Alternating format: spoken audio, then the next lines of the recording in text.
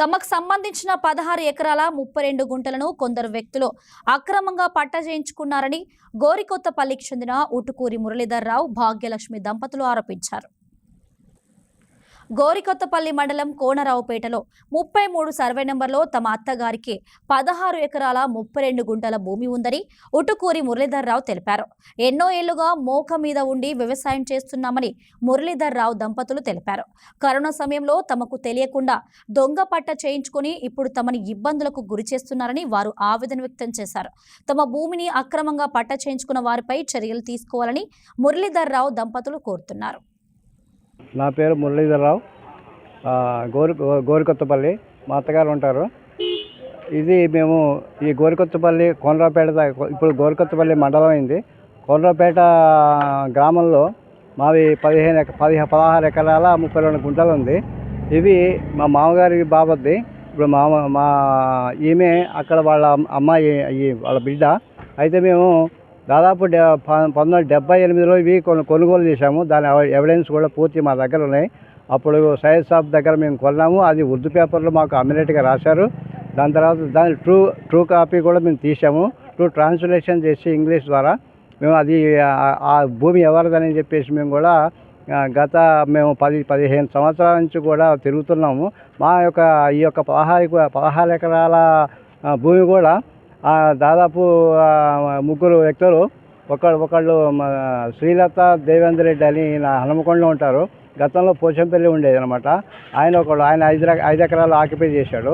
తర్వాత మళ్ళీ గంధి సలోని మిక్రీస్ అని హైదరాబాద్ అట. వాళ్ళు అసలుకి ఈ ఊరు కాదు, ఎవరికి అసలు పరిచయం కూడా లేదు ఎవరు. వాళ్ళు ఆక్యుపై చేశారు. ఆక్యుపై చేసేసి వాళ్ళకి 5 ఎకరాలు తీసుకున్నారు.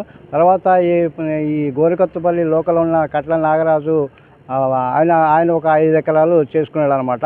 చేసుకొని ఇవన్నీ కూడా 16 ఎకరాలు కూడా అందరు కలుపుకొని ఈ ఒక కరోనా పీరియడ్ 2019లో కరోనా టైంలో వీళ్ళు దొంగ పట్టాలు చేసుకున్నారు సంబంధిత అధికారుల ద్వారా. అయితే దీని గురించి మేము అంతక్రితం మేము మూకా మీద కూడా మేమే ఉన్నాం. దాని ఎవిడెన్స్ కూడా మేము మన విలేకరులు వాళ్ళకి చూపించాము. తర్వాత అప్పటి నుంచి మేము మోకా మీద ఉండి చేసుకుంటూ వస్తూనే ఉన్నాము. మేము కౌలు కూడా వచ్చాము. ఆ కౌలు కూడా మేము కొర్రాపేట యొక్క రైతుకే మేము చేశాము. దాని ఎవిడెన్స్ కూడా మా దగ్గర ఉన్నది. ఇవన్నీ చేసుకుంటూ ఉంటే కూడా ఈ 2019లో కరోనా పీరియడ్లో దొంగపట్ట చేసుకొని మమ్మల్ని పోలీసుల ద్వారా బెదిరించి మమ్మల్ని రాకుండా ఈ విధంగా అడ్డుకున్నారు, బెదిరింపులు చేశారు. ఇక చిట్యాల ఇప్పుడు రేగొండలో అప్పుడు మండలం రేగొండ ఉండే. ఆ రేగొండ పోలీస్ స్టేషన్ పెడితే రేగొండ అప్పుడు ఉన్న ఐపీఎస్ ఆఫీసర్ కూడా పూర్తి సర్వే చేసి ఇది మావి అని చెప్పేసి కూడా నిర్ధారణ చేశారు. అప్పుడు మళ్ళీ ఐపీఎస్ ఆఫీసర్ పోయిన తర్వాత మళ్ళీ మమ్మల్ని బెదిరింపులకి గురి చేశారనమాట. దాంతో మేము ఆరోగ్యపరంగా ఆర్థిక పరంగా చాలా దెబ్బతిన్నాము. నాకు ఓపెన్ హార్ట్ సర్జరీ అయింది. దాంతో నేను బయటికి రాలేక ఆ విధంగా ఉన్నాను. కలెక్టర్ ఆఫీసులో, ఆర్టీఓ ఆఫీసులో, ఎంఆర్ఓ ఆఫీసులో ఎన్నో దరఖాస్తులు ఇచ్చాం, తిరుగుతున్నాం. ఎన్నో దరఖాస్తులు ఇచ్చాం, కానీ ఎలాంటి స్పందన లేదు. ఇక మేము దాని సమాచార హక్కు చట్టం కింద కూడా ఇచ్చాము. పూర్తి సమాచారం మాకు ఇవ్వలేదు. ఉన్న పహాడీలు మొత్తం కూడా మాదే ఎవిడెన్స్ ఉంది. తర్వాత మాకు పహాడీలోకి మెల్లగా తొలగించేసి 19లో వీళ్ళు పట్టా చేసుకున్నారు. కాబట్టి వీళ్ళు ఎవరైతే దొంగ పట్టాలు చేసుకున్నారో పూర్తిగా పై అధికారులు కూడా పూర్తి విచారణ చేసి వాళ్ళని రద్దు చేసి మాకు ఇప్పించగలరని చెప్పేసి మేము పత్రికాముఖంగా అందరినీ కోరుకుంటున్నాం.